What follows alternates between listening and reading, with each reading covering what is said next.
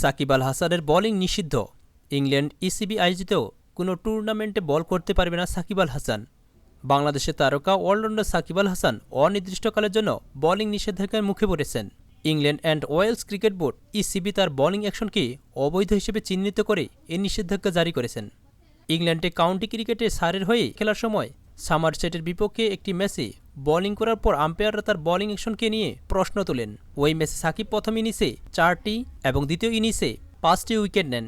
এরপর চলতি মাসের শুরুর দিকে সাকিব তার বোলিং অ্যাকশনের পরীক্ষা দেন ইংল্যান্ডের লাভব্রো ইউনিভার্সিটি মেডিকেল বিভাগে। 10 ডিসেম্বর পরীক্ষার ফলাফল প্রকাশের পর সাকিবকে বোলিং থেকে নিষিদ্ধ করা হয়। ক্রিকেট ভিত্তিক সংবাদ মাধ্যম ক্রিকইনফোর রিপোর্ট অনুযায়ী এটি তার ক্যারিয়ারের প্রথম বোলিং নিষেধাজ্ঞা। 2006 সাল থেকে আন্তর্জাতিক ক্রিকেট খেলা সাকিব 3 ফরম্যাটে মিলিয়ে 447টি ম্যাচ খেলেছেন এবং ফ্র্যাঞ্চাইজি ভিত্তিক টি-20 ক্রিকেটে দীর্ঘদিন ধরে খেলেছেন। তবে এবার নিষেধাজ্ঞা তার ক্যারিয়ারে একটি বড় ধাক্কা হিসেবে দেখা দিচ্ছে। ইসিবির এই নিষেধাজ্ঞার ফলে সাকিব ইংল্যান্ডের কোনো টুর্নামেন্টে বল করতে পারবে না, তবে তার ব্যাটিং কার্যক্রম কোনো বাধা নেই। বাংলাদেশ ক্রিকেট বোর্ড বিসিবি এ বিষয়ে সাকিবের পাশে থাকবে বলে আশ্বাস দিয়েছেন।